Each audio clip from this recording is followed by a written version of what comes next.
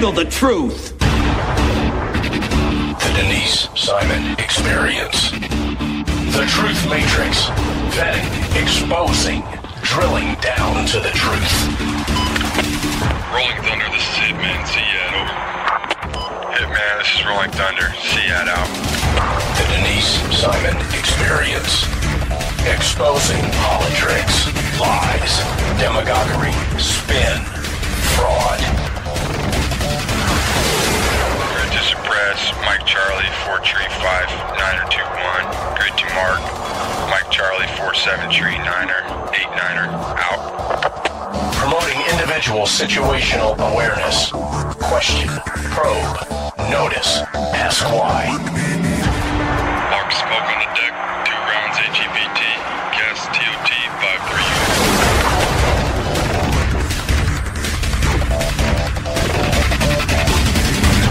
And now, the Denise Simon Experience.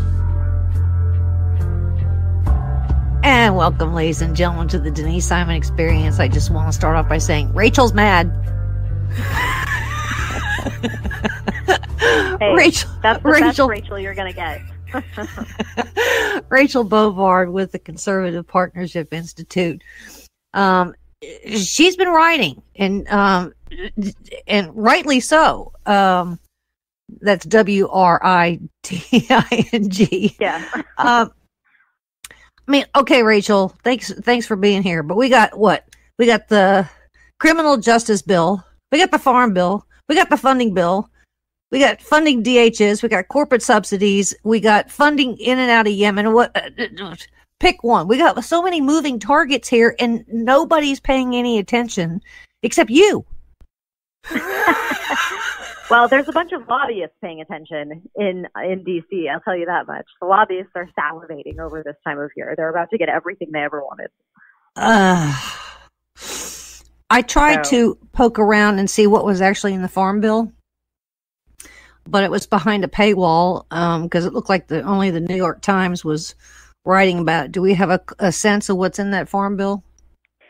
We do, and it is arguably one of the worst farm bills we've had in years. Yeah, thank you, Republican Congress. Some notable points is that it spends, almost several $1 million more than the last farm bill. It expands the definition of who constitutes a farmer, so that anyone tangentially related to farming, they don't have to actually do it. They can be your niece, your cousin, whatever. They now can be eligible for subsidies. Subsidies are expanded. Where do I apply? There's no work requirements. Everything the Republicans said they were going to fight for in the farm bill, they didn't get. The one thing they did get was a priority of Senator Mitch McConnell, and that was to expand and legalize the farming of industrial hemp in Kentucky. Yeah, I saw that. One Republican accomplishment in this farm bill. So there's some kind of work requirement thing that just was in there and then it wasn't. Is that right? Yeah, the House passed actually pretty decent farm bill. They passed a farm bill that had work requirements for food stamps, and it was very minimal. It was, minimal work requirements for able-bodied adults, right? Not adults with children, not elderly people, just able-bodied adults. And that was stripped in the Senate, and it disappeared. And the final agreement has no work requirements at all. So basically status quo, but extended with additional components that expand subsidies. So not a great time for conservatives who are really hoping for some decent ag reform from this Congress. Yeah, from the Senate side. Swell. Now, is there a time that this is going to get out of the Senate? So it's done. It's out of the Senate. It passed the Senate yesterday. The House is moving forward with it today.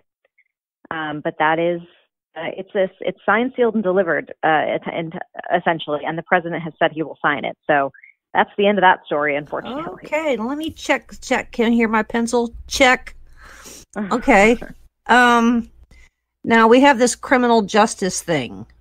Everybody seems to be yippee skippy, bipartisan, blah blah blah blah blah.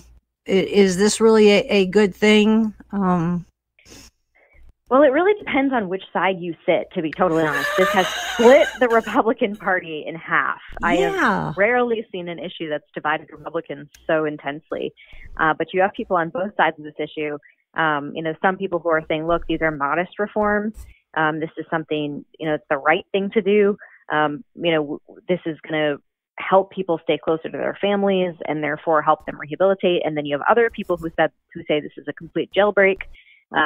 You're letting out criminals. This is against the law and order mentality that Republicans have always supported. So you have people on either side. The president has said he supports the bill, and I think it really was his pressure that forced Mitch McConnell to schedule a vote in the Senate, which he says is going to occur at some point this month. We don't know when. But that it looks like the bill is passed the House. So Senate consideration was where it was hung up. And it looks like it's going to get Senate consideration in the next few weeks. Shall we see how nice the media is on this one? Because the media didn't seem to care when Obama let go thousands and thousands of felons, including some violent felons. So will they give equal treatment on this one, you think?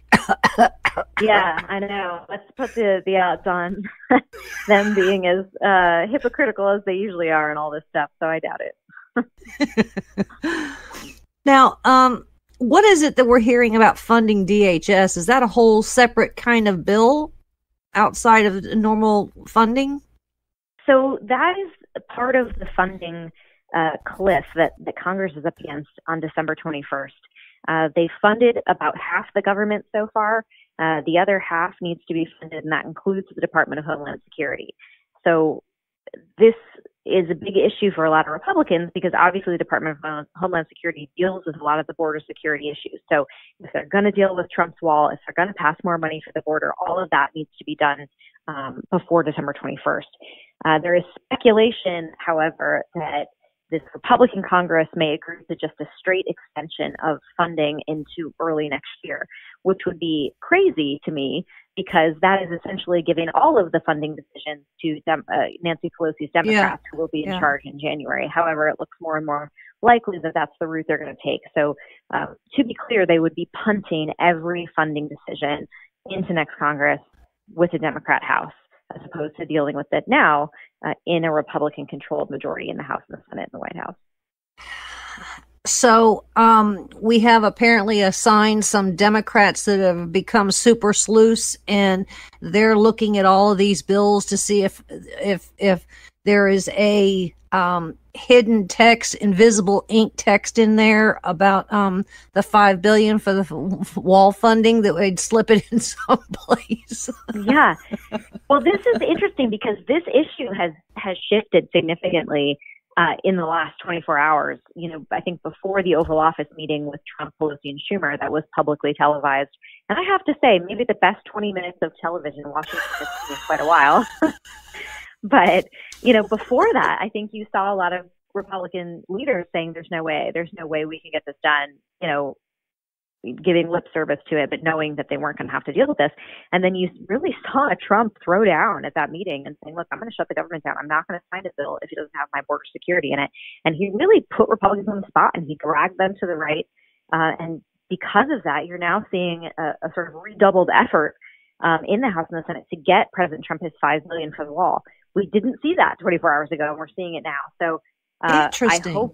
I hope that they're serious about it. I think the president hopes they're serious about it, but I think people took him quite seriously when he said, he said, I will be proud to shut the government down. I heard it. I watched it. Yeah. So that is a significant development that is making waves around Capitol. So for the sake of, argument here, if there is they call it's really a partial shutdown.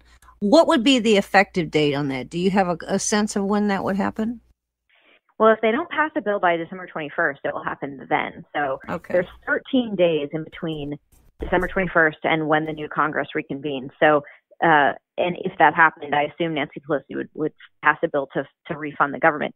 So they could be at maximum, I think a shutdown, if it were to happen, would be 13 days. All right. In all reality, I'm of the notion that if if you have the Congressional Budget Office or the General Accounting Office, or, one of those that, has some massive computers and some calculators, Rachel, there's $5 billion floating around in government all over the place that's not been used. It's just been sitting there that nobody knows where it is. I mean, we just went through a major audit of the Pentagon after, I guess, one of the first times. And they didn't know where stuff was and didn't even know that they owned certain things. So I would say that, if he gets $1.5 billion, $3.5 billion someplace else, right? Right. It is a lot of money, but in the grand scheme of government spending, it's actually, sadly, not that much. And I think it's a situation as well where people are saying, look, we're spending so much money dealing with the illegal immigration question that if we can get, a wall up and at least prevent some of it, we could actually recoup a lot of that money. So I think it's a significant point, from that perspective, but also we have to get the border under control before we can deal with anything else. And this has been a priority of President Trump since he was on the campaign trail. He really believes strongly in it. You heard him cite statistics at the meeting yesterday about reductions in illegal crossings where you have sections of the border wall. He believes this is something that works. The statistics he cited make it seem as though it does. So this is a priority for him. And Republicans have avoided this issue for 2 years, and they are now being forced to deal with it.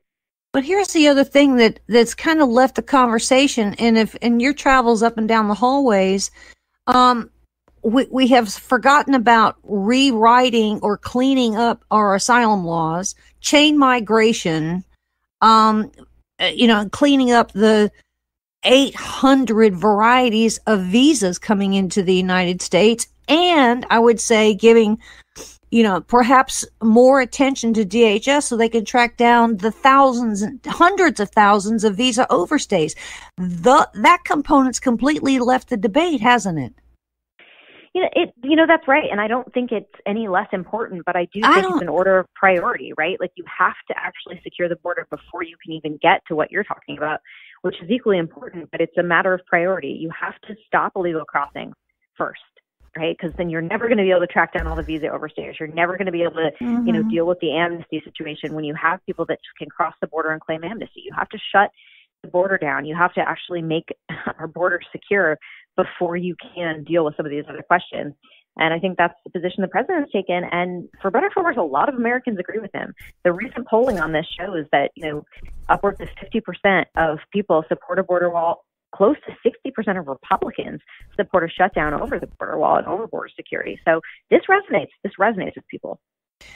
Let me ask you this crazy question. I've heard a statistic, a number that was floated around in the last couple of days, that each illegal cost the United States taxpayer, each migrant illegal, $70,000 a year.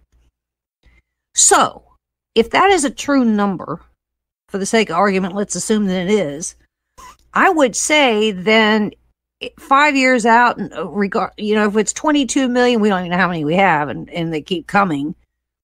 The border, if we could save ourselves that 70,000 a year, it becomes almost self-funding to go ahead and pay for the wall, right? No, I think that's the point that a lot of Republicans are making is, look, we have, the illegal problem presents a number of issues, and one of them is a fiscal issue. We have an entitlement problem. We have, financial support issues. We have all these issues. Yeah. Right. It's a cost issue. And I think this is particularly problematic when we don't know the actual size of the illegal immigrant population that we're paying for. And so I think, recouping a lot of those funds with stronger border security, not saying that we don't want immigrants to come to this country, but we want them to do so legally, But if we also too have the wall, then I would say we could probably reduce the Border Patrol force by some number too. So there would be a cost savings there, correct? Yeah. I think you can also build that sort of into the model of how you would save money with this border wall. That's definitely a component of it. Well, somebody needs to really do some arithmetic on all of this, because I would say that if on the visa overstays, get those people out here, because some number of them are certainly on entitlement programs, degrading the healthcare system, degrading the education system, the lawyers that, that states are paying for the illegal. I mean, all these, there's just monies that's going out that we probably would never even dream of.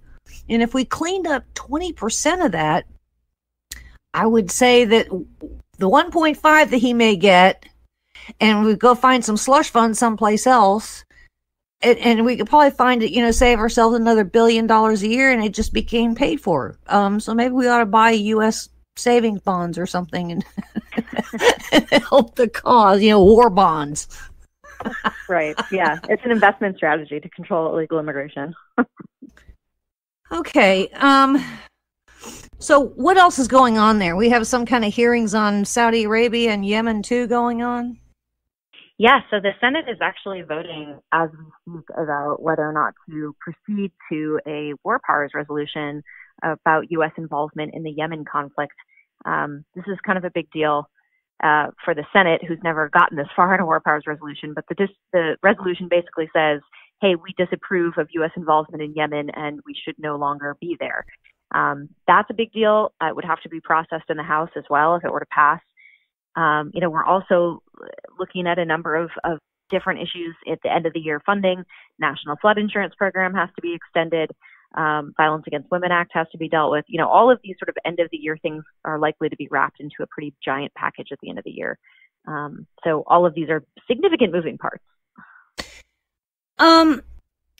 Just as an aside here, the Mueller operation, is that wholly paid for out of the Department of Justice, or does Congress have to earmark those dollars too, going into next year? I believe that the Department of Justice sort of allocates money for special counsels. But yes, it is, either way, it is taxpayer funded. Okay. So what else do we have going on that we've missed? I mean, you just told us that the farm bill is the stupidest thing that's on paper in a long, long time. We're doing a war powers, debate over Yemen. I would argue we have to stay in Yemen, but that's just me. And then we have this, what is it, the First Step Act? The criminal justice reform, the First Step Act. Yeah. So what is the normal sense in the halls of Congress? Are we just still all concentrating on Michael Cohen and Paul Manafort, or are people really paying some attention to things that need to wrap up before this Congress is over? Well, I think for its part right now, Congress is very focused on their legislative agenda, mostly because they just want to be able to go home for Christmas. So they are focused on when they're going to be able to leave. And I think there's less focus on sort of the Cohen-Manafort drama as it continues to unspool. Now, that being said, you do have the Democrats who are extremely focused on it, and then you have Republicans like outgoing Republican from Arizona, Jeff Flake, who has said, look, I will not vote for any of President Trump's judicial nominees until I am guaranteed passage of a bill to prohibit the president from firing Robert Mueller. Not that the president, not that there's any evidence that the president is going to fire Robert Mueller, but Jeff Flake is sort of choosing this hill to die on as his last legislative battle before he leaves the Senate. Well, that's okay. Just, don't vote anymore on any judges. I mean, I think Lindsey Graham, if he takes over the judicial committee, all things will be good there, right? I think he'll have a significant agenda for that. He's shown, or he's proven that he doesn't take any guff from the Democrats. So let's hope he stays with that mindset. Somebody must have given him some kind of a B12 shot or something, because he's kind of changed his feathers, hasn't he? He is, come out swinging, and I think a lot of people appreciate him for that right now. Well, something. Now, where are we with the chief of staff?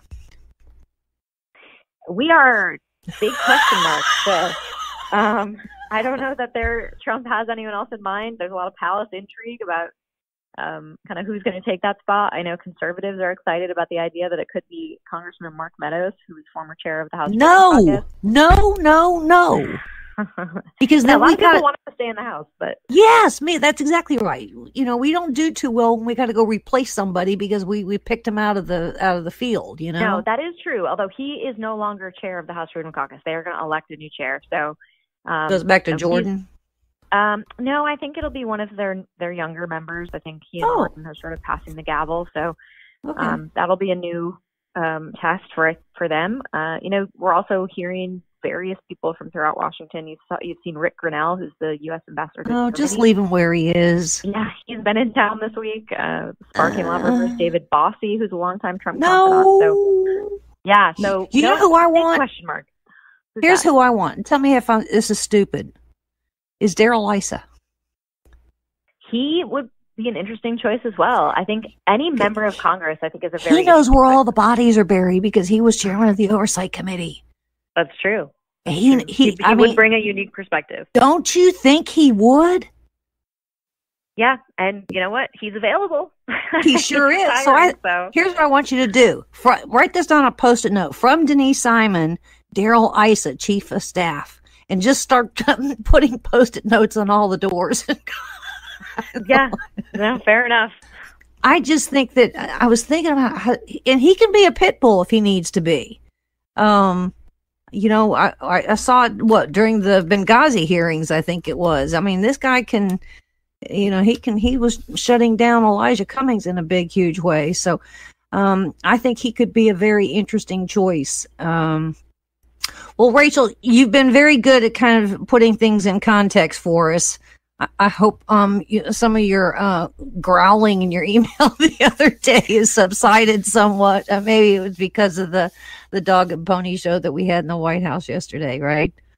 It was spectacular. Well, you do have to go look for the Monopoly man that was sitting behind the CEO of Google, because that was quite the little spectacle. And I guess Pompeo's making some rounds too on the matter of Saudi Arabia and China. Have you been hearing that? Yeah, he's been around the hill. I don't know how many members he's convincing, but he is definitely meeting with a lot of folks. Well, I don't know why. I don't care about Jamal Khashoggi. I don't know how you feel about it, but I mean, if we're going to talk about human rights, then we have a whole nother discussion to have with North Korea and Russia and China when it comes to human rights. I mean, they're killing people left and right. In fact, I just read that an American citizen, I think maybe had a dual citizenship, America or United States in Syria.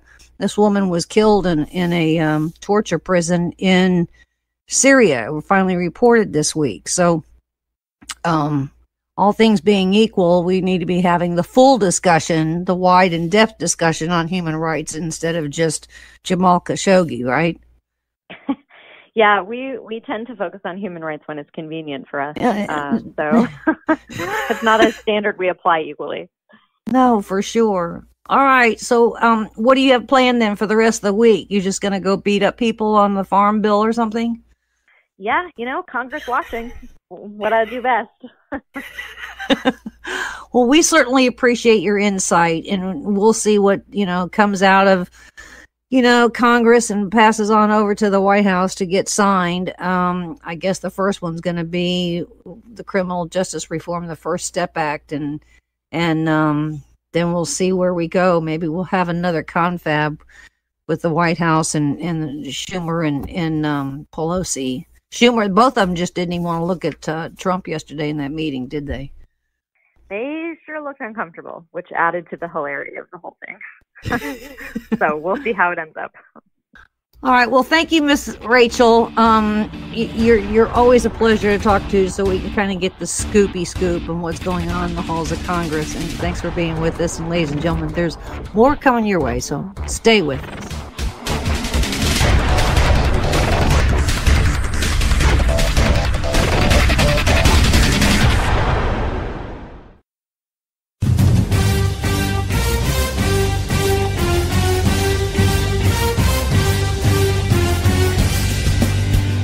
About to join Don Newen, co-host of Cowboy Logic Radio, and Denise Simon, host of the Denise Simon Experience, for a weekly situation report, or SITREP. 18 hours a day, Denise Simon lives her life as an intel analyst. 18 hours a day, Don Newen lives his life in the world of rock and roll. 1 hour each day, Newen receives a daily SITREP from Simon. Welcome to the Drive Time Situation Report. Fasten your seatbelt. You're now in Don Newen's car, and he is calling in for his sitrep. Check the Talk America Radio schedules for showtimes at talkamericaradio.us. Let me talk to you, black people. When you vote for blacks and put them in office under the banner of the Democrat Party, please explain to me what black people get as a result. This was not a nap that we have been taking. We are in a coma. You know what the interesting thing about pensions is? That's today's money given to people who ain't doing nothing for you today. Get off that black Democrat tit that they've been sucking on. Your country is being stolen from you, and the promise is being stolen from your children, and they're telling you it's all right while the rest of the world is trying to lap us. Well, why are we doing so poorly? 2 words: teachers' unions. Are you kidding me?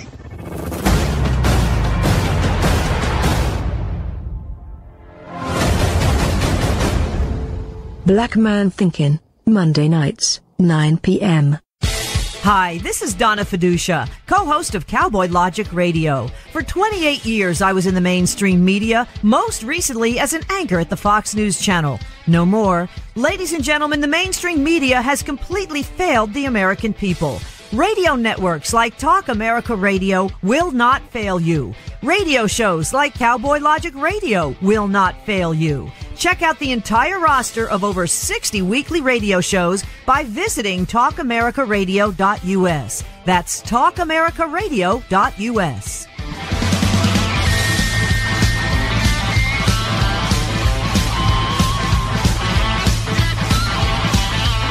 TalkAmericaRadio.us.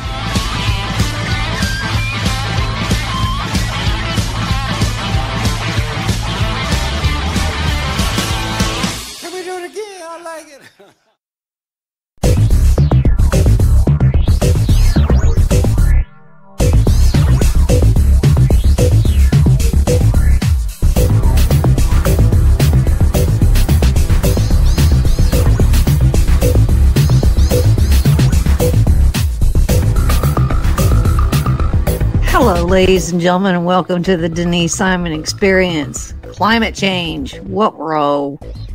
Anybody taking a look at Paris lately? So I've tapped Mr. Nick Loris from Heritage Foundation on the shoulder to join us on the Denise Simon Experience, because I think something else is going on here, that there's a big movement that's happening. The United States got out of the Paris Climate Accord, and I think some people in Europe are waking up, and maybe even in Canada. So, Mr. Nick Loris, is that right? And welcome to the Denise Simon Experience. Oh, well, thank you for having me. You're exactly right. And these policies have never been particularly popular, because what all of these climate policies amount to is an energy tax on households and businesses. And so it could be a fuel tax, it could be subsidies for renewables, a carbon tax, regulations, whatever the mechanism that a government uses, the end result is the same, is that people pay more for energy, which has a tremendous negative ripple effect throughout the economy, because it's not just when you pay your electricity bill, and it's not just when you go to the gas station. You pay more for all the goods and services you buy, because energy is such a critical component of everything we make and do. And so people in Paris, hundreds of thousands of protesters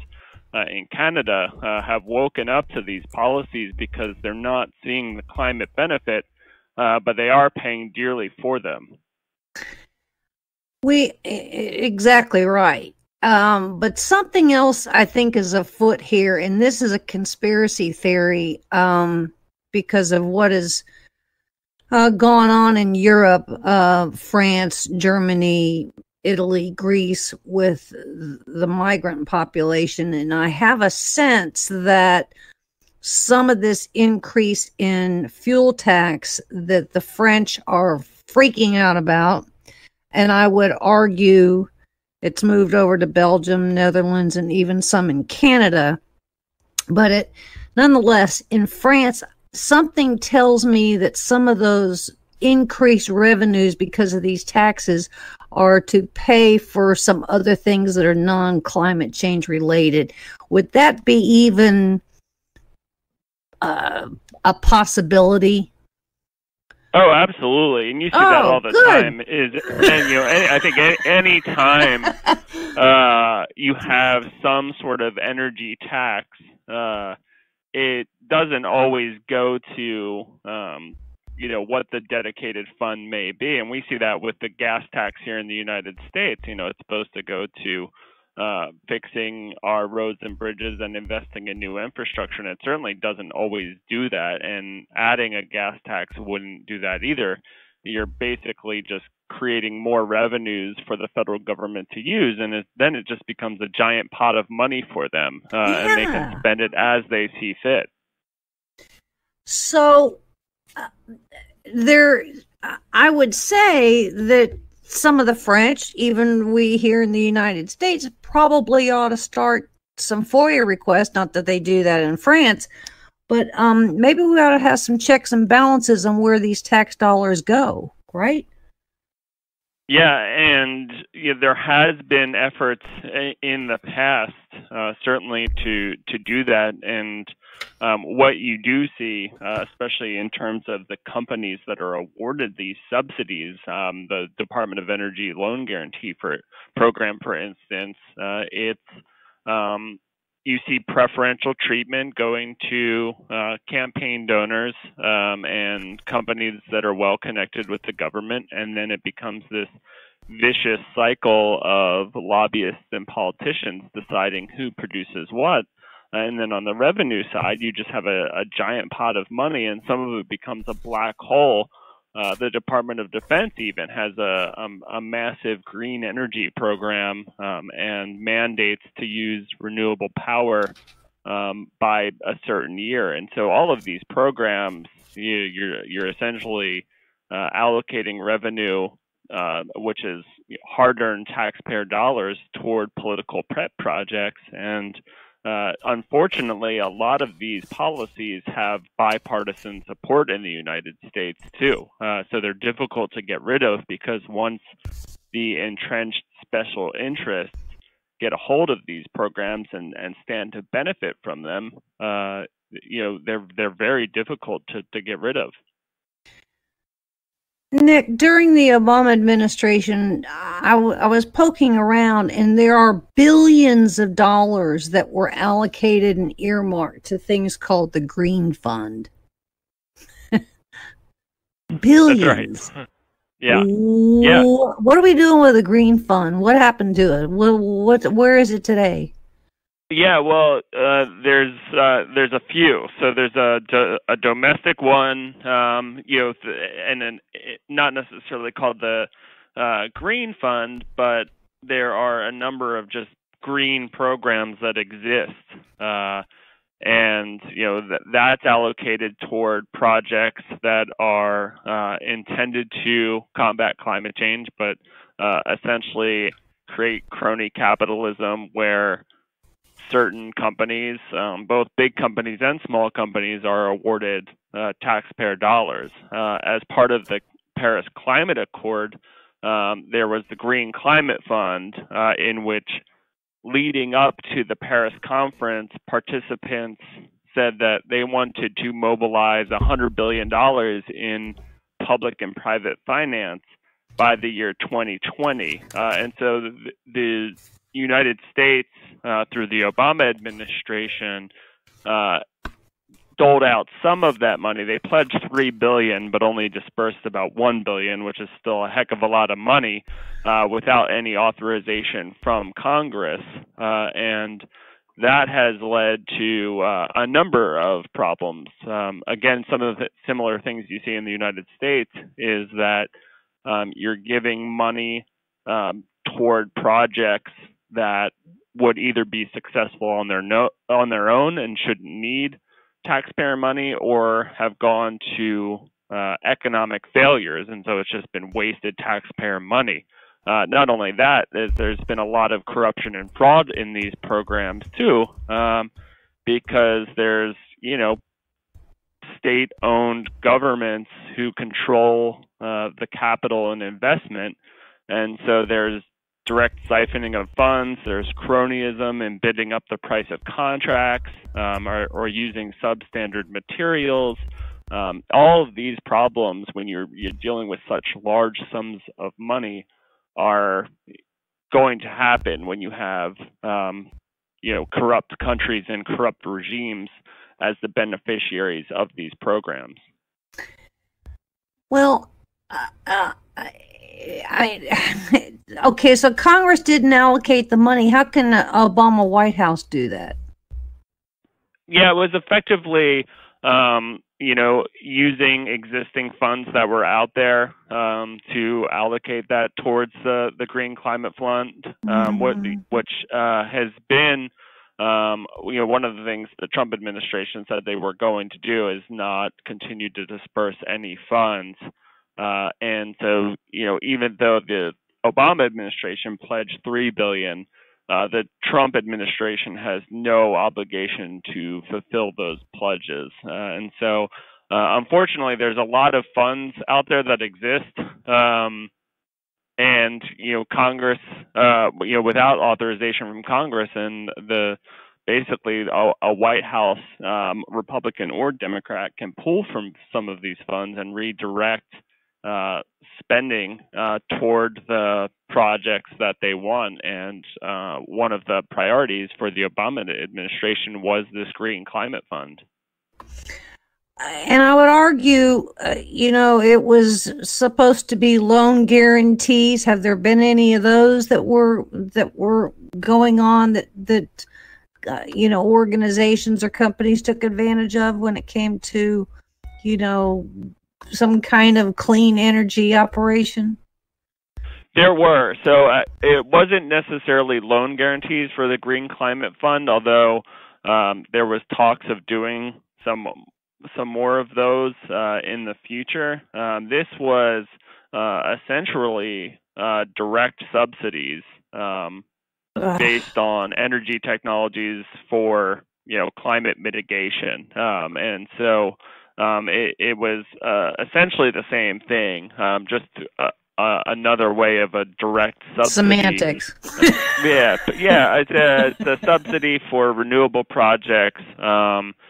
Places like Egypt, Tajikistan, Tanzania, Morocco, all of these, you can go to the Green Climate Fund's website and just see the amount of money that was spent on renewable projects to essentially use U.S. taxpayer dollars, but also other countries' taxpayer money to subsidize specific projects. Nick, if you were invited before Congress to give some testimony to, whatever committee it might be, what would you really be saying to them here at this point? Because I would argue that nobody's paying really any kind of attention to dollars that are in the pipeline, right? Yeah, and it's frustrating because there's a frustration with cronyism and corporate welfare on both sides. You see both prominent Republicans and prominent Democrats blasting corporate welfare, and that's exactly what energy subsidies are. And so it should be an opportunity for Congress to come together and say, hey, we need to scrap all of these subsidies. It makes no sense for the government to pick winners and losers, and not just among renewable technologies, but for all energy sources and technologies. Let's get rid of the subsidies for oil and gas and coal and nuclear, electric vehicles and wind and solar.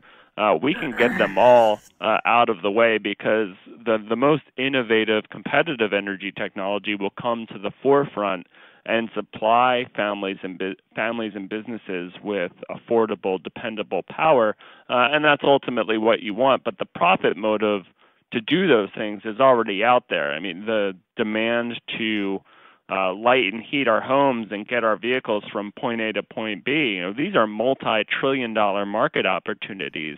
So any energy source or technology that can just capture a part of that marketplace is going to be rewarded tremendously from the profit incentive that's already out there. We shouldn't be using taxpayer money to subsidize projects that would be invested in anyway without the federal government picking winners and losers, or subsidizing massive losers like Solyndra, a $500 million loan guarantee that was uneconomical even with all the help from the federal government.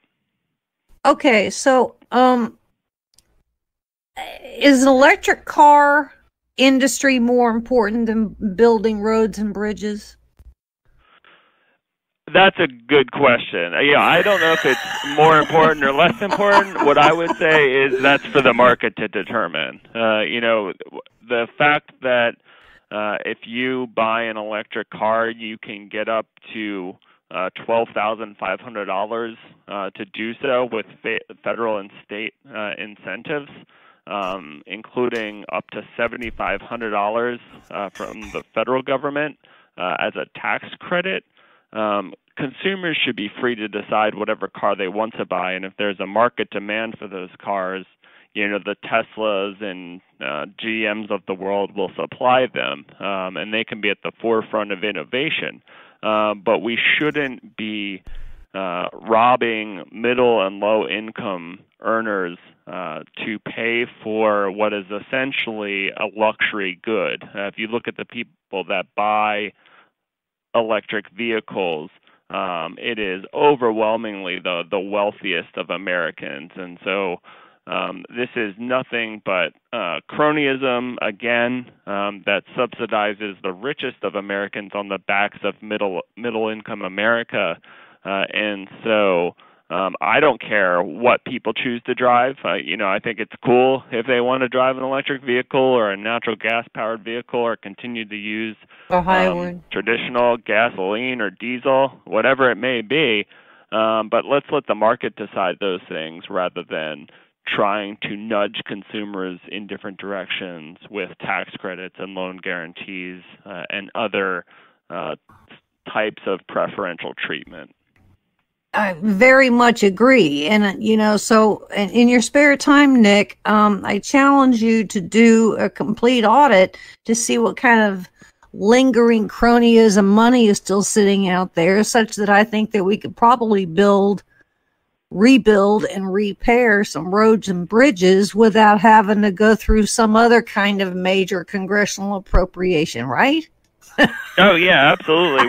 We shouldn't need to spend more money. No. If there's any infrastructure bill that comes forward next year, it should really focus on two things. The first is fiscal responsibility, which is unlikely given that I think the president likes to spend money, as do members of Congress. So that's a little bit of a problem. But I think that, the White House understands the federal debt problem that we're in and doesn't want to fully add to it in a way that we don't need to. But we can make sure that we're spending the existing pot of money more wisely and not having to implement, egregious project labor agreements or Davis-Bacon requirements, strict labor agreements that drive up the cost of projects. And also we can, the second part of what an infrastructure package should have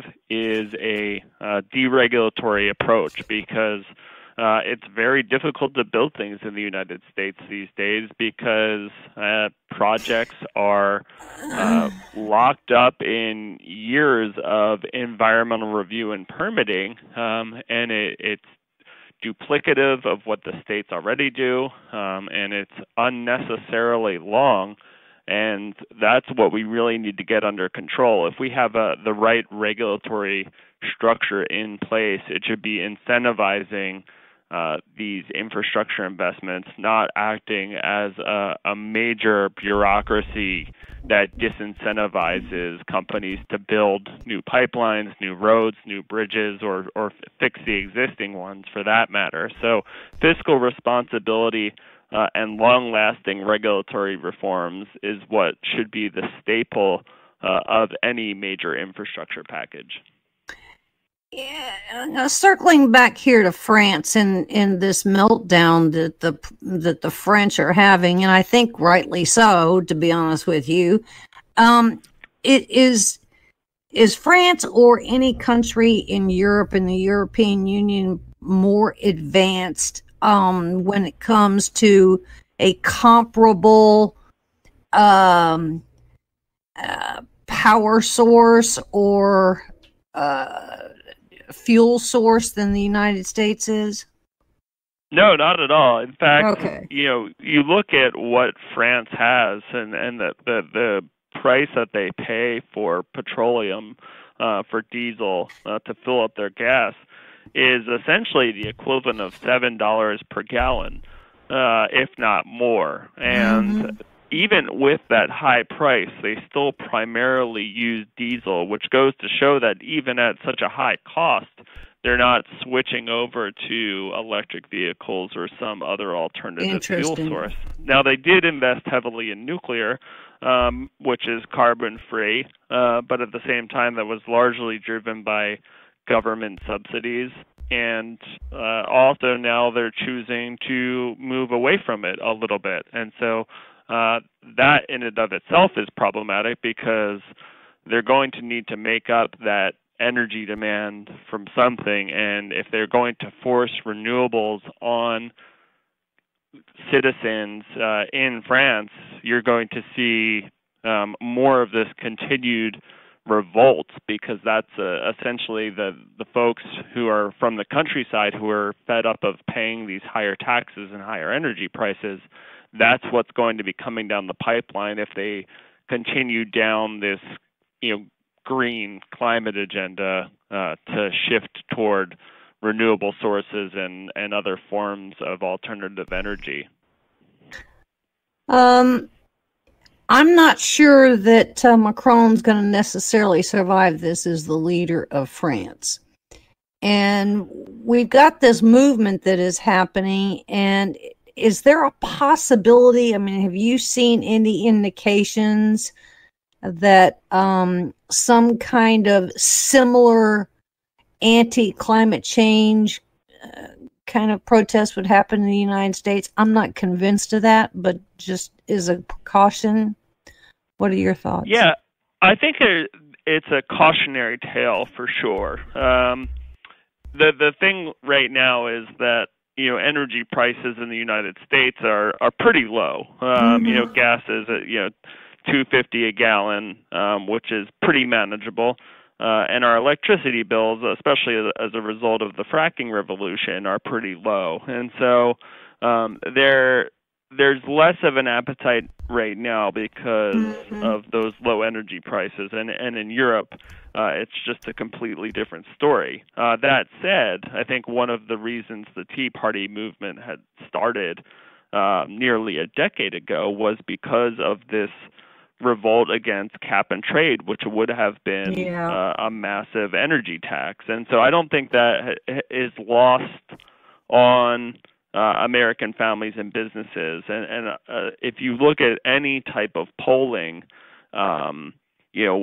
when people are asked if they want to do something about climate change, they initially say yes. But when they're asked if they're willing to pay $5 or $10 a month to do something about it, the support just bottoms out. And so, it's on the laundry list of policy priorities for the American public. It is low, and the willingness to pay is also very, very low. Is there an existence of some kind of I would say a global climate fund that the United States paid into that, everybody seems to be, using as some kind of petty cash kind of thing that you're aware of? Well, there is the Green Climate Fund, which is a global fund, and there's participation in the United Nations Intergovernmental Panel on Climate Change too, which is an international body that studies climate change. And for my opinion, that's not necessarily the worst thing in the world. I think it's perfectly fine to want to participate in something that is ideally transparent and objective in working to understand why the climate is changing and why. If that were the goal, I would be okay with that. Unfortunately, what it's become is a call for policymakers to shift away from conventional sources of energy and coal, oil, and natural gas toward more expensive, uneconomical, renewable ones, all for no real climate benefit. And we've heard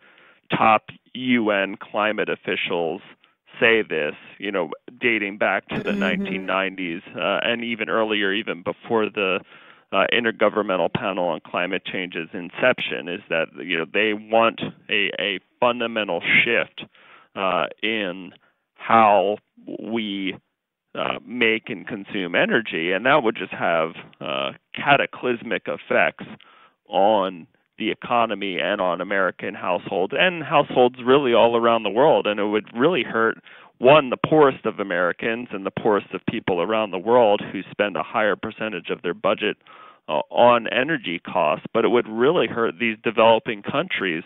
We have more than 1.5 billion people without access to reliable, dependable electricity. So they want any type of energy source that they can get. So I think if you're talking about a moral priority here, it should be getting access to power and energy sources for these developing countries. Yeah, but I would say that slush fund that's sitting over there at the United Nations, it's really kind of their responsibility here at this point than the U.S. taxpayer. But I'm being... Oh, yeah, I'm not saying that I'm not saying that it should be subsidized. What I'm saying is that people dismiss that energy poverty is a real thing. Yes. We take energy for granted here in the United States. Correct. Because for the most part, we can turn our lights on and our heat on and things are fine. I think telling other countries, developing countries, that they can't build coal-fired power plants when they're living in the dark is morally reprehensible. Yeah, so I'm not saying that the UN should necessarily fund these projects, nor should American taxpayers, but we shouldn't be telling other countries, developed or developing countries, what they can and cannot build. Indeed. So fascinating conversation here, because I'm just worried about all the dollars and the cronyism that's floating around out there that's really unaccounted for. So I expect an audit out of you, Mr. Nick Loris. You got it. But thanks for explaining this. And I'll look forward to your congressional testimony when that happens. Perfect. If it happens. Absolutely, without a doubt. It's happened before, and I've testified on this issue before the House and Senate.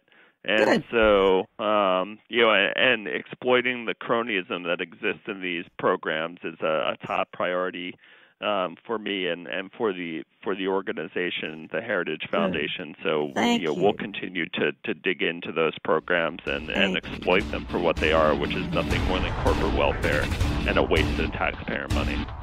Thank you, Mr. Nick Loris. And ladies and gentlemen, there's more coming your way, so make sure that you stay with us.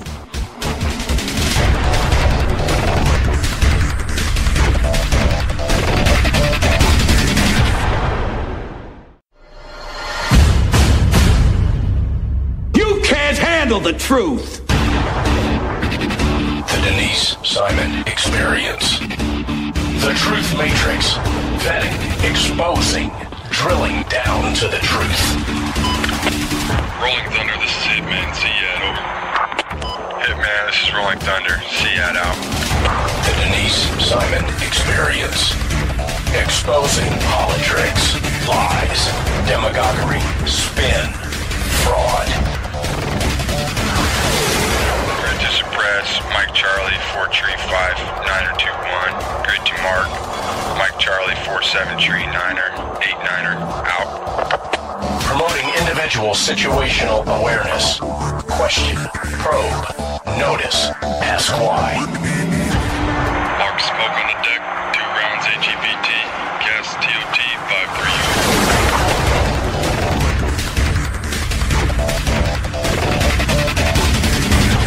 And now, the Denise Simon Experience. All right, ladies and gentlemen, thanks for staying with us here on the Denise Simon Experience. Right now, we're going to travel on over to Great Britain, to the UK. And my distant buddy across the pond, David Clews, is with us. Hi, Denise, how are you? Good. And Mr. David's going to tell us what kind of chaos is going on over there. All over Europe, right, David? How you doing, David? Yeah, it certainly is. Yeah, very well, very well. Yourself? Not too bad. Jingle bells. Well, certainly looking forward to Christmas or happy holidays, as we have to say in the politically correct. Yeah, well, I noticed President Trump's calling it Christmas, which is good. We're going to need a couple of days for Christmas here, aren't we? We got chaos everywhere. I mean, if it's not our southern border, it's Brexit. If it's not that, it's someplace in a courtroom. It's burning up Paris. I mean, The whole world has just gone sideways. Yeah. Now, do you still have the yellow vest thing going on in London? Yeah. I mean, I think the potential for yellow vests in Britain is growing. I don't think it will go as violent as it was in France. I don't think it's in our DNA, but I foresee, potentially doing things like closing bridges by putting people onto it, or putting people out on the streets to block the traffic and things like that. And it might grow bigger, but the French do this every so often. They overthrow the monarchy, they chop their heads off. It's in their DNA a wee bit more. You guys are a little bit more genteel, aren't you? We are 100%. It's just, I mean, do you want to talk a bit about France and what's going on there? Sure. Yeah, I mean, well, obviously, I'm a wee bit closer than you are to France. I mean, Macron is one of these globalist presidents that's been elected and introduced something called a carbon tax, which has put the cost of fuel up, and basically just working to middle class people, just they can't even afford to really have a life now, and people have just had enough of it. Well, France has had enough of it for a long time, given terror attacks and whatnot. Not to say that London hasn't, but Macron did a couple of interesting things. He gave everybody, some kind of a tax-free holiday. He removed the carbon tax. He gave everybody some kind of a raise and blah blah blah blah. But that's not really addressing his entire platform, is it? No, it's not. And the problem you have in France is the levels of mass immigration from North Africa are just crazy, and you've got vast parts of France that are just no-go zones now, and that's another major issue that France has. And then part of your yellow vest protests in Britain are I guess somewhat the same thing, but they're adding in the whole Brexit thing, right? This Brexit thing. I mean, you guys are being tarred and feathered over this. Well, you've basically got an establishment, a political class who don't want Brexit. They don't want to leave the European Union, and they are actively trying to sabotage a democratic vote. And, people, there is a wider question of what is the point of voting if what we vote for isn't implemented. It's going to happen here a couple of times, too, for various reasons. Yeah. And so the European Union voted that Brexit can be terminated at any time. So, I mean, are you going to have to go through some other an additional voting referendum to kind of keep Brexit to be Brexit? I don't want another referendum. I think there's maybe a general election, but potentially there might need to be another referendum to solve this once and for all. I think that's the way it's heading, to be honest with you. I think the writing's on the wall for it.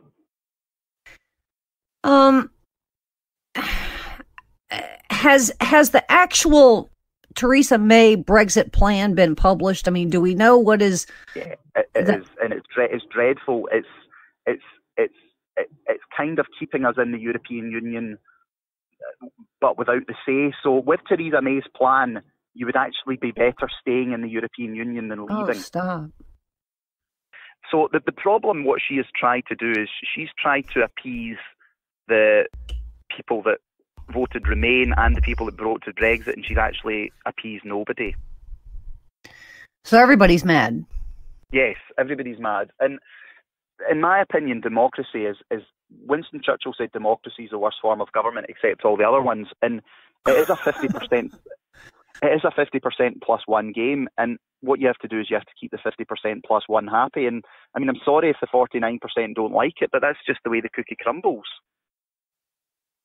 She survived a vote of confidence. Was there a chance that she wasn't going to survive that? Because I mean, it was like a little over 200 to 100.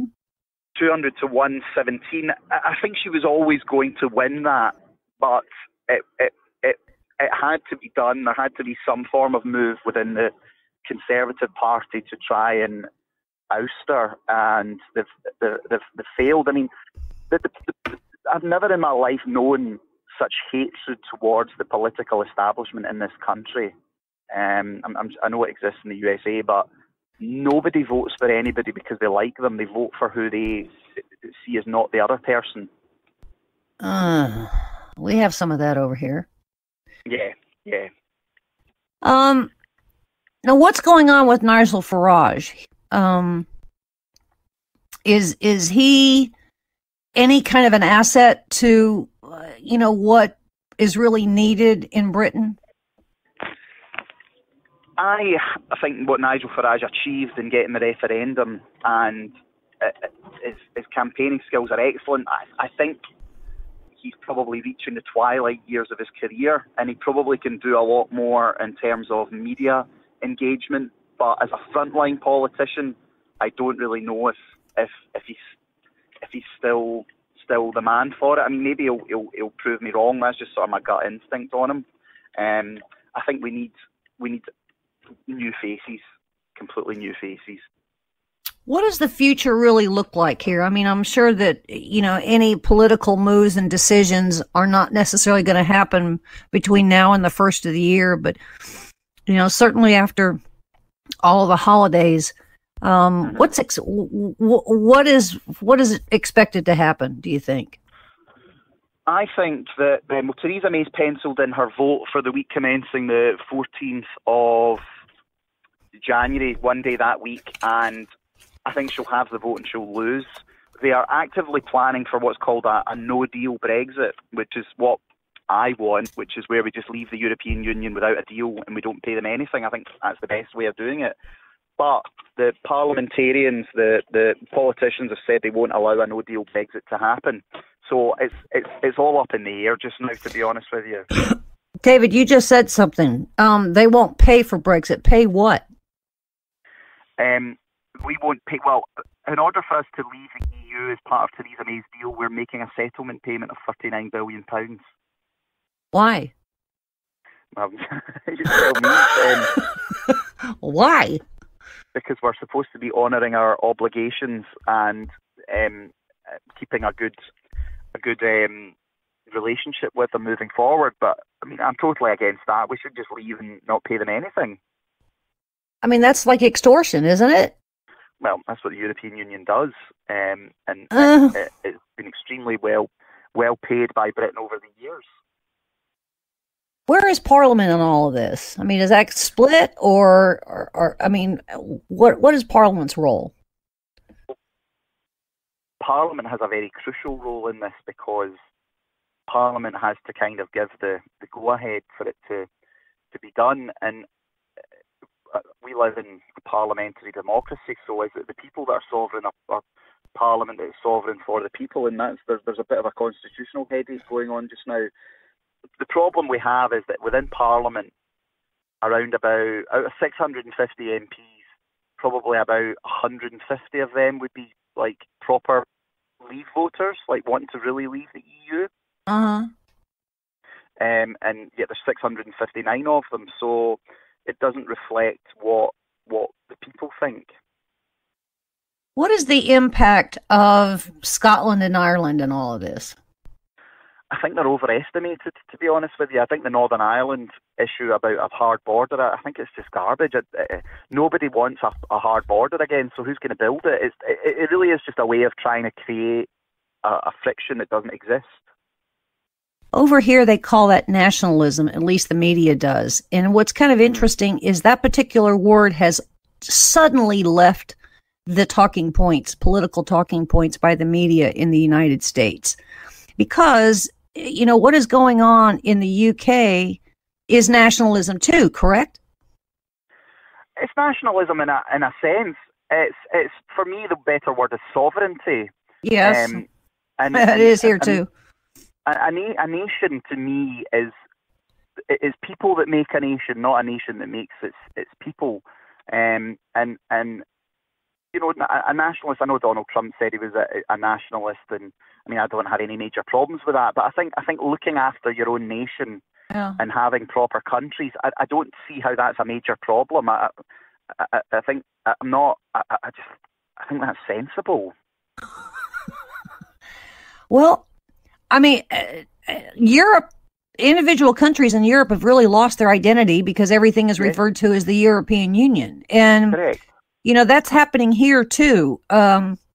If for nothing else, if you really get down several layers, David, it's really, we're losing identity and culture because of this mix, this avalanche of foreign, you know, people that are causing identities to be lost. I think that is part of what Britain's first agenda is, and Tommy Robinson's agenda is, right? Well, I think that we have always, as has America, been an opening country for people to come from abroad and bring in their culture. But the problem comes when the mother culture loses its supremacy, as you're alluding to, and you know everything is now on an equal. So, and even then, the majority start feeling like a minority in their own country. Yeah. And that's a major cultural issue, and that's not healthy for anybody. You know, when Britain, we after the war, a lot of people came from the former British Empire, from the Caribbean, from India, from Pakistan, and you know they integrated well. They learned the language. They respected British culture and values. But sort of the immigration from the last 20 years has been more of an avalanche where people don't have the respect for their host country. Same thing is going on here. So we're all in the same sinking ship, I would say. Correct. And you know, as Donald Trump has said, and it's quite right, if people want to go to America, then come in legally, don't come in illegally. Well, we do have procedures, and we do have laws on the books. Yes. And yet they've all kind of been challenged out of humanitarian reasons. And I would say, you know, North Africa, there's obviously big problems there that need to be fixed that if you can address them in the UK, but if you haven't addressed them in North Africa, it's still going to continue. The same thing I say here in the United States. If you don't address Mexico or Honduras or El Salvador or Guatemala or any of the others, that gate's still open, correct? Correct. And that is the issue. I mean, I don't know if you saw there was a poll that said about 750 million people want to migrate within the next 10 years. So you've got countries that'll fail because their labor force is leaving. Correct. And that's not fair on these countries either. It's you have to. You're right. You have to make these failing states where people who have the mobility, maybe the intelligence or the working things are getting up and leaving. And then that causes these countries to collapse, and then even more people want to then come, and it's completely unsustainable. It is unsustainable. So, I mean, there are fixes, but nobody seems to even begin to talk about them, do they, David? No, and That's the problem. And then the issue you have in the UK is people are coming from North Africa, the Middle East. They don't share our values. They've not got our enlightenment. You know, they've been brought up that women are second-class citizens. That's when you hear about all these grooming gangs that take place, about rape culture, acid throwing. I mean, these aren't things that are British. You know, these are imports from foreign nations. And so, is anybody in Parliament even discussing those kinds of things, or do they? It's the elephant in the room that nobody wants to talk about, and they ignore it. The elephant in the room that no one wants to talk about. I'm too scared. And your media is not helping you at all. No, not at all. And you know, I regard myself as a pretty centrist kind of guy. I'm not an extremist in any way, but anyone with half a brain realises that if you've got these issues that are a result of immigration, the public are not going to keep tolerating it for much longer. And so the reporting that UK Unity is doing, that your organization is doing, have you guys been attacked by the media? Oh yeah, I mean we do. The thing that they do is they label you as far right, they label you as Nazis. They try and, you know, we're quite smart though with how we do things, and you know, you can have a debate without being too blunt about it. And I'm not saying we try and fly a bit below the radar, but we try and spread our message in a positive way, but in a way that alerts people to the problems that mass immigration has brought. Mm-hmm. Because we don't have you guys free speech laws like you do in America. And that's remarkable to me. Yeah. Well, look at Facebook and Twitter now. Look at the way they're clamping down on free speech. Yeah. And what I mean, in the United States, we have the Bill of Rights. The First Amendment is free speech, and there's a reason for that. And we were born out of the British system. Yep. And so it's really kind of remarkable to me that our media isn't challenging what is happening in the media over there, because you guys are in a much worse First Amendment, free speech situation than we are, right? Yep. Oh, totally. I mean, it is ridiculous. Like all these hate speech laws, and if you said anything that somebody finds offensive, they can report you. It's farcical. It really, really is. I mean, I've always been.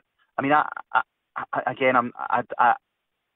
I don't necessarily believe that when you speak freely, it gives you a right to insult violence or like hatred.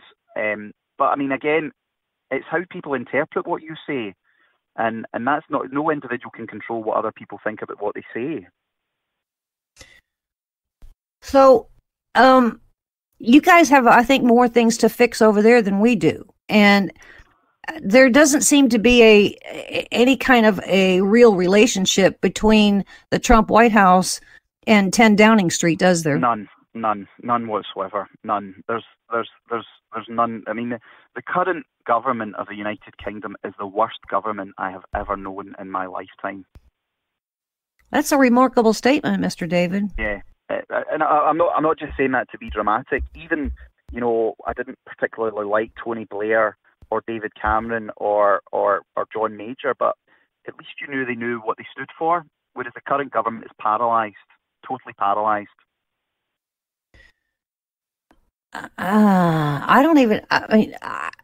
What you're describing here is many tracks, many lanes here of issues. I don't know how you begin to, what do? You vote out members of parliament? I think what has happened in France is indicative of what a lot of people around Europe think. As I said, it's not really in the DNA of the British to behave like that, but a lot of people sympathise with that. And I think, you have to vote out the useless members of Parliament, but the problem that you have is the political system is kind of rigged, because it's this two-party system between Labour and the Conservatives. And I'm not sure does anybody even have the guts to step up and say, I'm running, that is votable? You can, but it would just be so difficult to get elected. And that's the problem we have in the UK, is that the media wouldn't allow a new political party to come in. They wouldn't allow people who had maverick points of view to come in. And we've just got this very centrist, boring, bland politics now. It's like managers, they're not politicians. They don't really care about anything. They just manage the situation.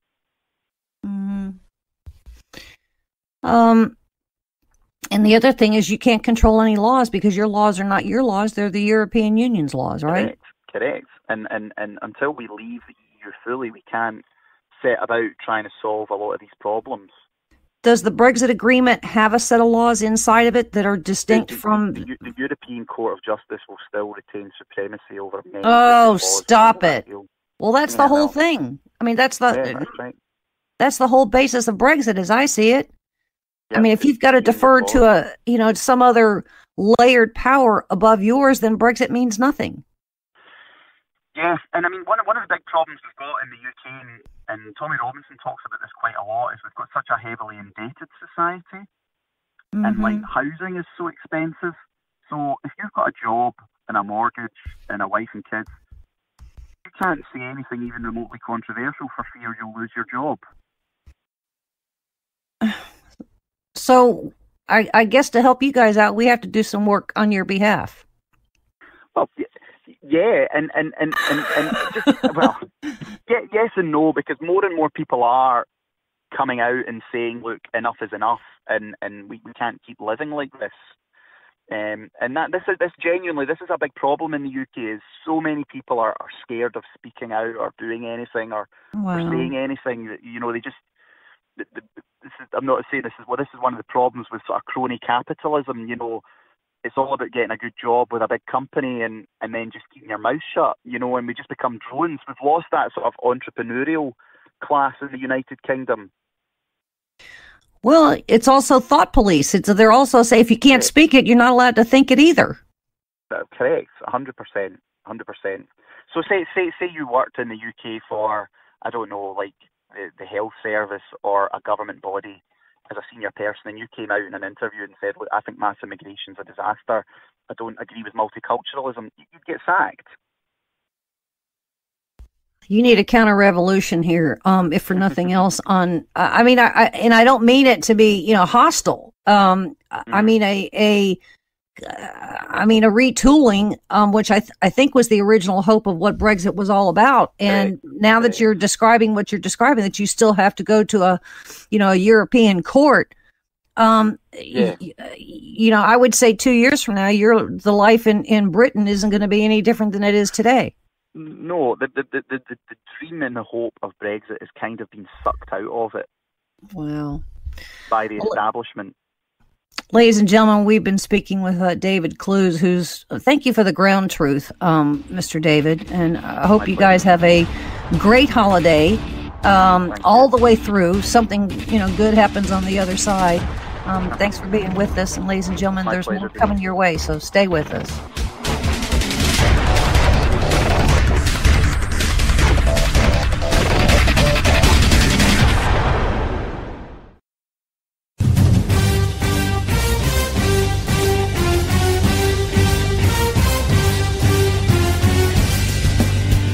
About to join Don Newen, co-host of Cowboy Logic Radio, and Denise Simon, host of the Denise Simon Experience, for a weekly situation report, or SITREP.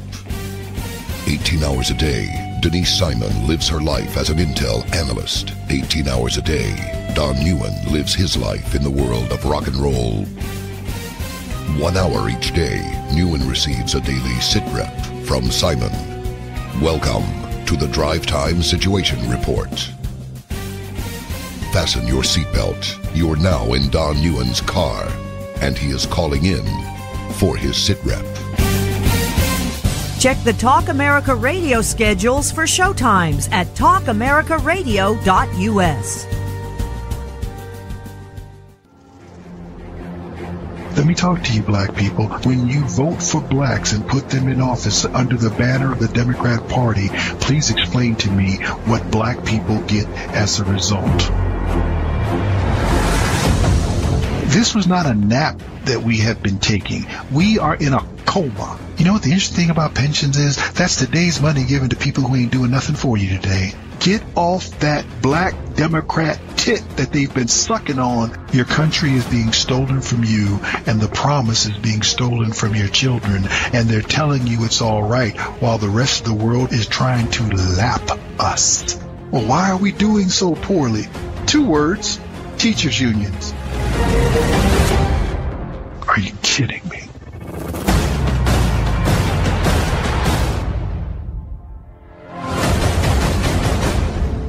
Black Man Thinking, Monday nights, 9 p.m.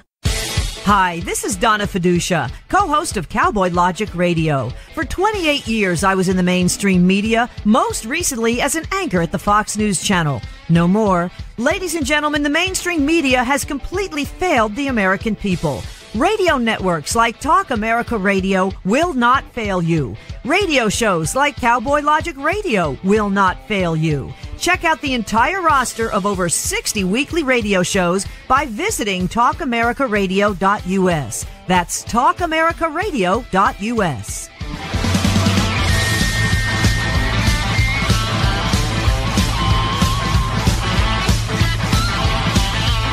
TalkAmericaRadio.us.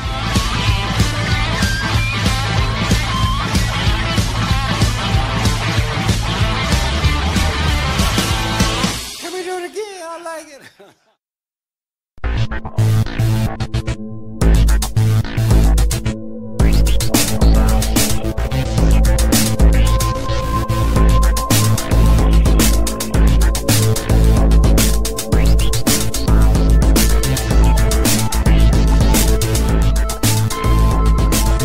Thanks, ladies and gentlemen, for hanging with us here on the Denise Simon Experience with all the chaos. We've got European Union chaos. We've got Yellow Vest chaos. We have got General Flynn chaos, Obamacare chaos, border wall chaos. But the one thing that nobody's talking about is what is happening in Russia/Ukraine. But we're going to talk about it. So my good buddy, Mr. Sam Faddis, formerly CIA, who's actually been paying attention to this conflict, has decided to come on and chat with us about Russia, Ukraine, and Crimea in Eastern Europe. So thanks, Sam, for doing this. It's my pleasure to be here, as always. Now, look, I'm going to take you back a few years because there was a time that you were assigned, I think, to Iraq to prepare the battlefield, correct? Correct. Is anybody helping Ukraine prepare the battlefield, and what does that look like? We are providing a measure of assistance to Ukraine, substantially more than we were when Barack Obama was in office. So the things that we know are going on, there's intelligence assistance being given to them. We've given them Javelin anti-tank missiles. We've done a variety of things. Preparing the battlefield in the sense of actually getting ready for what might be about to happen, I don't think so. Preparing the battlefield in a meaningful way for what happens when 1,000 Russian main battle tanks come across the border, no. Has somebody even just handed off a book and said, hey, Ukraine, this is what you need to be doing, and we do have some forces in Eastern Europe that may come over and help out? I don't think we're anywhere close to that, Denise, because, as with most of these things, you have to start with the fact that there's a political consensus, that there's political will, right? NATO was originally formulated when the border between Warsaw Pact and NATO ran through the middle of what's now Germany, right?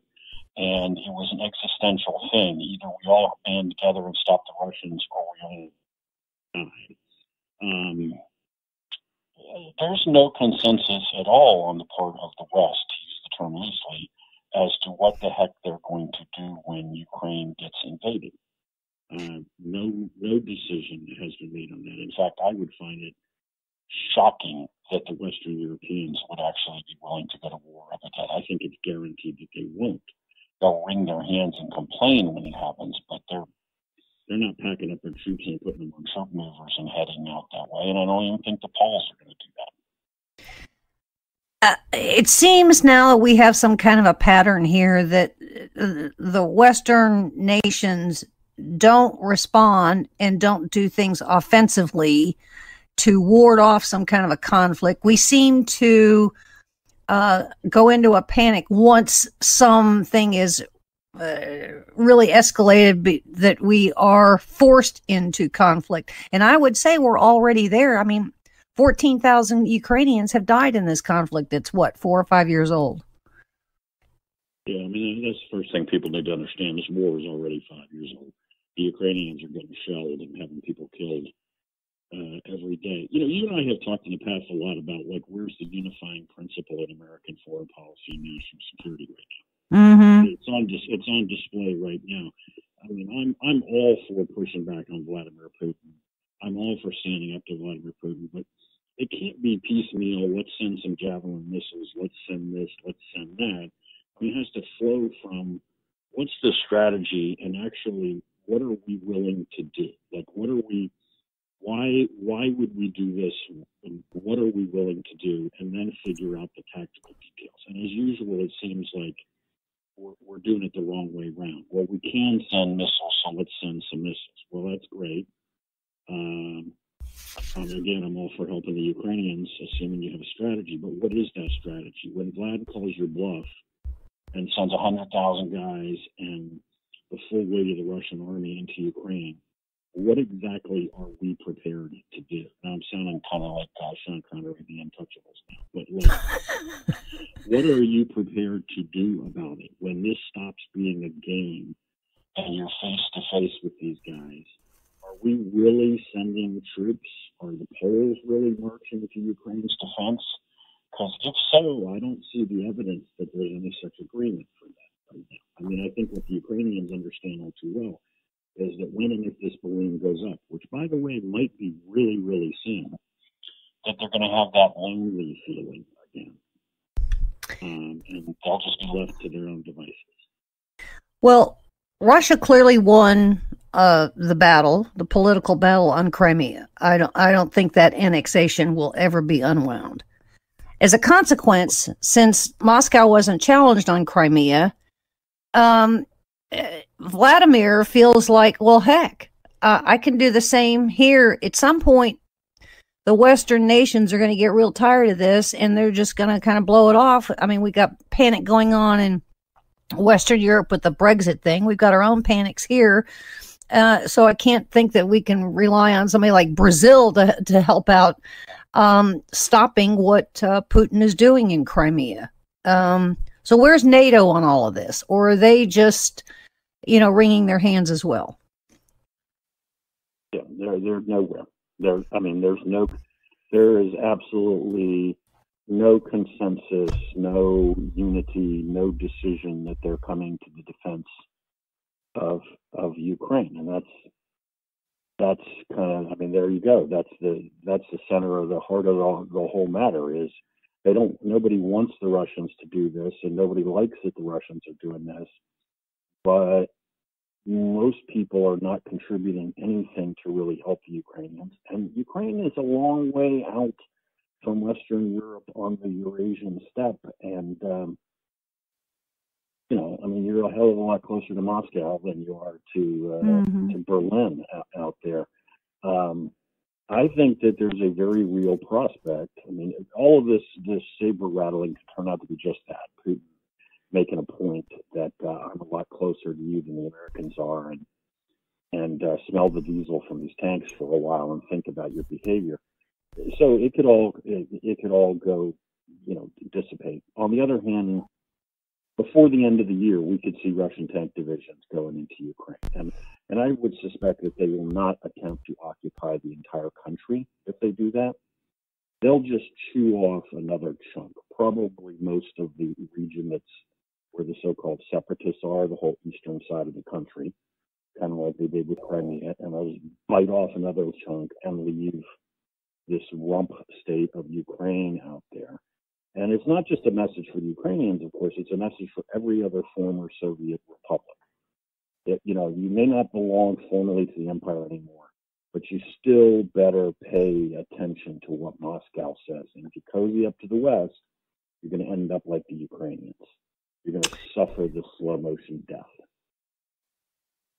Essentially, Russia has taken over control of the Sea of Azov. And I would argue, with that in mind, because Ukraine has a port there, that really cuts off Ukraine from maritime transit.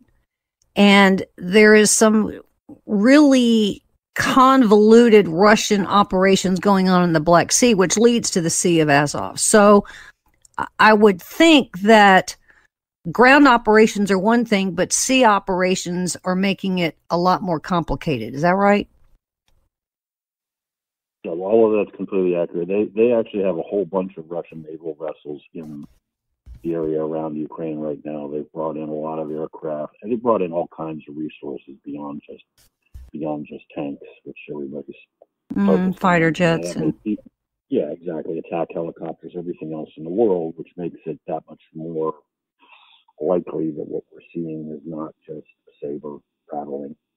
Yeah, they can clearly strangle portions of Ukraine and just bite off additional chunks. I mean, what has bothered me most in the last couple of days is that the Russian foreign minister, Lavrov, has, first of all, every other word out of his mouth when he's talking about the Ukrainians is they are Nazis. This direct parallel to the Second World War, making this a righteous cause.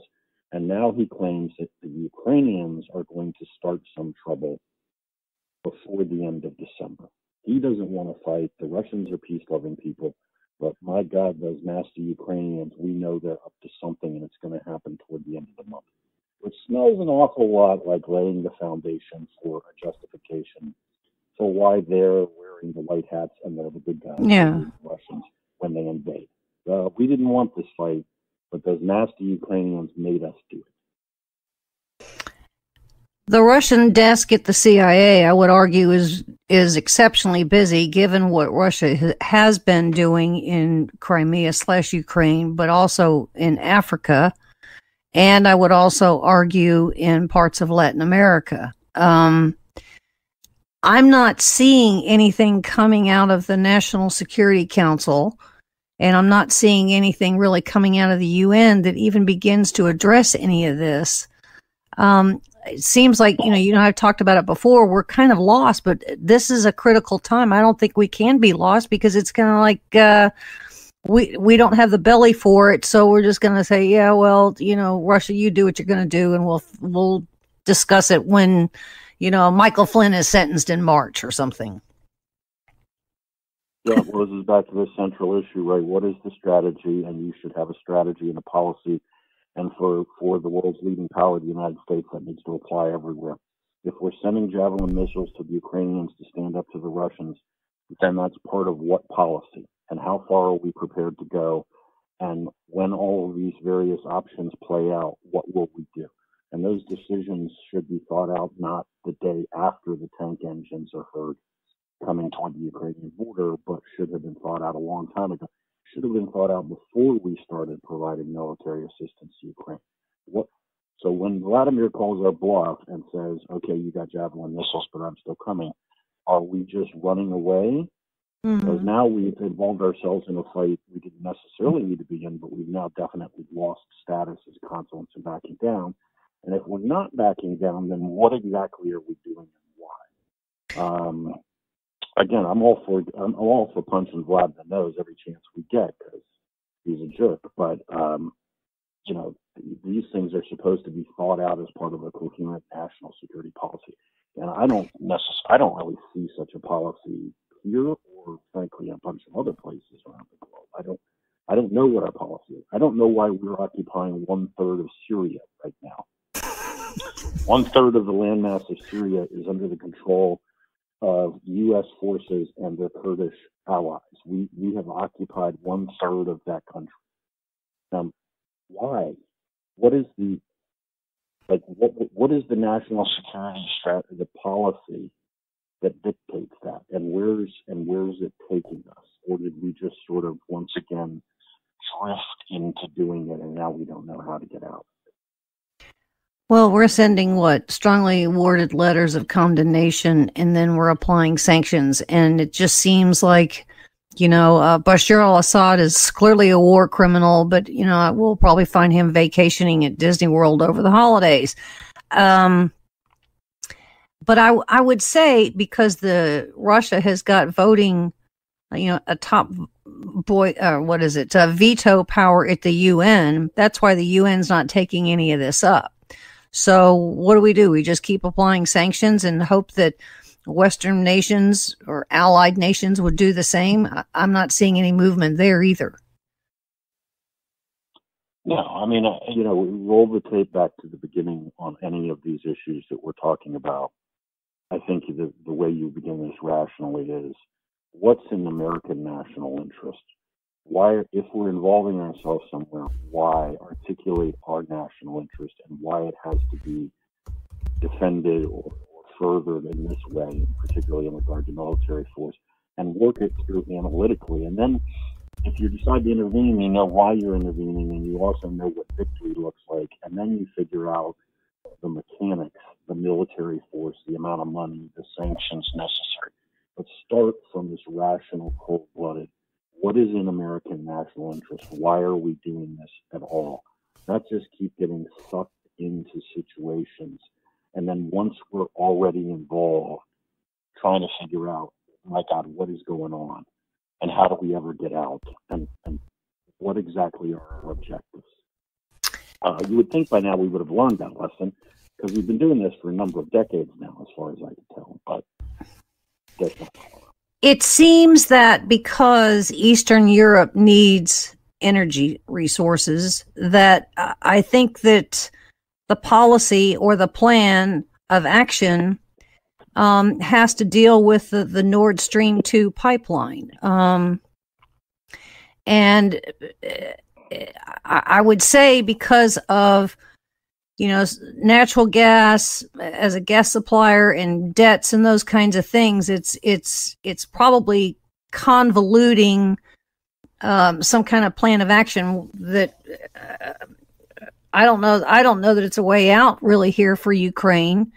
In the meantime, as you and I said, that they've got tanks going on. They've increased clearly the air power at the Belbek Air Base in Crimea, and they've shut off essentially the Sea of Azov. So,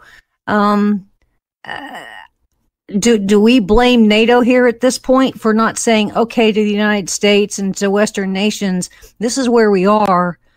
We need to have some kind of a confab on where we go from here. Does NATO take the lead and then we sort of agree?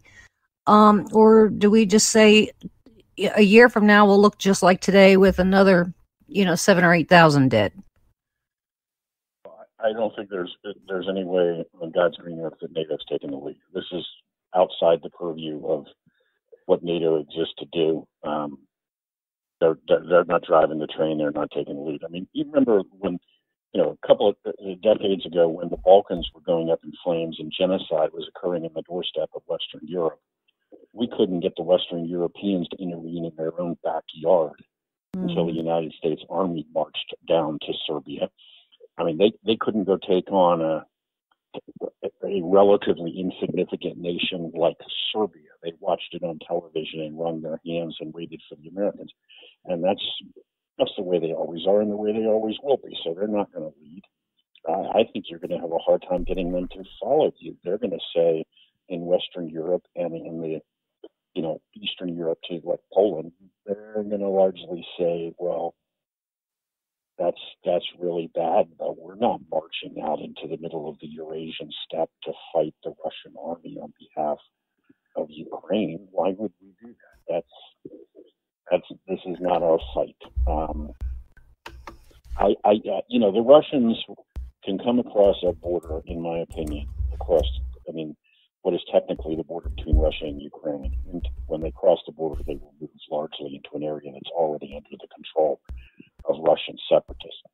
They can cross that border and seize a big swath of eastern Ukraine and probably affect all of that in about 3 days, faster than anybody can do anything. And the Ukrainians won't do anything but put their tanks in reverse, because and then frankly, I think the Russians would likely just stop.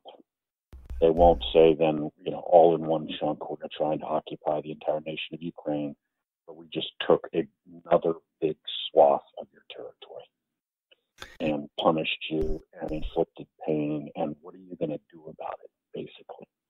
And the Ukrainians will be able to do anything about it. They don't begin to have they're not inconsequential as a military force, but they certainly don't have the oomph on their own to shove the Russians back out of that territory.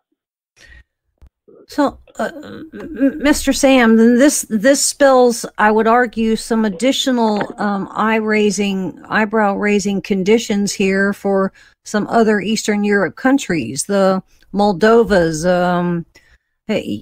Bulgaria, Hungary, maybe. Some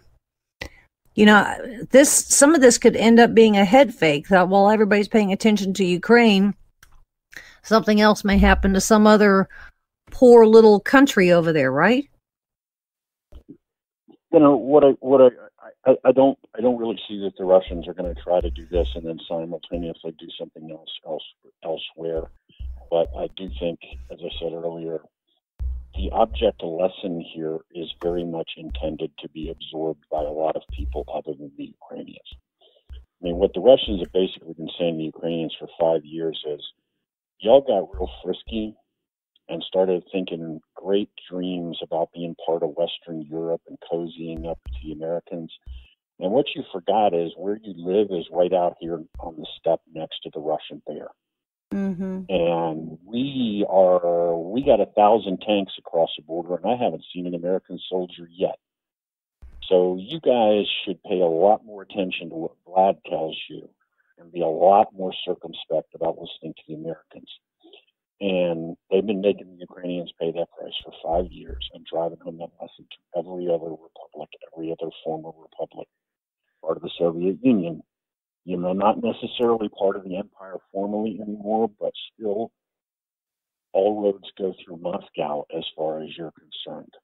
You ask us first before you make these kinds of major decisions. So if you're in Eastern Europe, you ought to either get real quick behind the hard wall of being formally part of NATO and make them actually do something meaningful, which is why the Poles want an American armored division on their turf.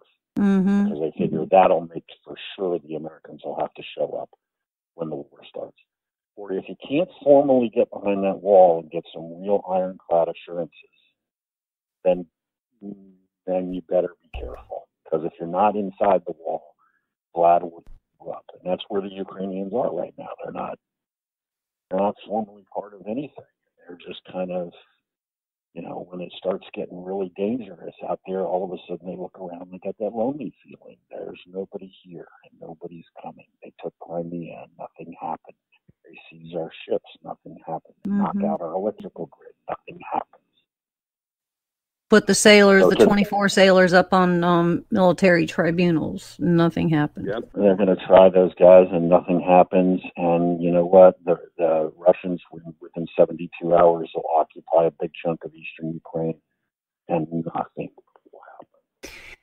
Ukraine. The US is not dumping the 82nd Airborne into Ukraine to fight that war. Ukraine can't financially sustain all this either. So it does affect these other nations. The International Monetary Fund, we're going to have to start loaning money or something. And so this really does have a wider consequence. I don't know. I feel frustrated. Do you? I go back to the original thing. There's got to be some other kind of preparations or advice that NATO or somebody is giving to Ukraine and the Eastern European nations on some kind of a battlefield, including cyber, I might add. Well, there is definitely assistance being provided. There was a recent case here, I don't know if you saw it over the last couple of weeks, where the U.S. government was, through a private contractor, was hiring Ukrainian linguists to help with an intelligence, I think basically signals intelligence intercepts in Ukraine. The private contractor in D.C. that got the contract then proceeded to issue the details of the contract, which is classified, obviously, in an open solicitation for employees. Hey, we're looking to hire people for this secret work in Ukraine. That made a little bit of a splash because that's not really where you're supposed to do that. But back to what you and I are always talking about. Okay, these are all tactical details. What exactly is your policy? You know that Ukraine is out there a hell of a lot closer to Moscow's tank divisions than any force we can reasonably bring to bear. And you know that the United States is not really prepared to get into a major conventional war over Ukraine. So therefore, if you're trying to get Ukraine out of the Russian orbit and really bring it into the West, this is going to take you years of capacity building, military force, intelligence cooperation, and then solve all the economic problems which you pointed out. How are the Ukrainians going to exist? How are we going to deal with this? But this is a chess game, right? This is going to take 10 or 20 years to move Ukraine from there to here. Is there a plan? No, there's no plan like that. There's just, hey, Vlad's threatening them, send Javelin missiles. Hey, Vlad's doing this, counter that. What happens when he all of a sudden just presses the button and says game over? No idea. We'll wring our hands and scream a lot. We're not sending armored. There's no way the United States is sending the 82nd Airborne. Yeah, I agree. To defend Ukrainian territory. I agree on that one. Well, we have been blindsided before by Moscow, and something in my gut tells me it's on the verge of happening again. Far worse than seizing 3 boats and 24 sailors in the Sea of Azov. And no, I don't see any Western country leader in any kind of position to come out in the white steed and start raising, hats and saying, is anybody going to take the lead on this? Or are we just all going to say, well, Europe needs some oil, Europe needs some natural gas, leave it alone, hand it off, and split up the country. And that's going to send a message to the rest of the globe that the United States is kind of not there again, right? Unfortunately, I think that's exactly where we're going to end up. This is another one of these situations where we've gotten just involved enough in the fight such that we're going to look like we're going to lose face at a minimum when we lose, when they call our bluff, and but not involved enough to actually meaningfully change the result. All right, ladies and gentlemen, the ground truth from Mr. Sam Faddis. Thank you again for, we like it. I mean, you kind of have to be neutral on this and just put the facts out there. So thank you for that. And thank you, ladies and gentlemen, for being with us on the Denise Simon Experience. We'll see you again very soon.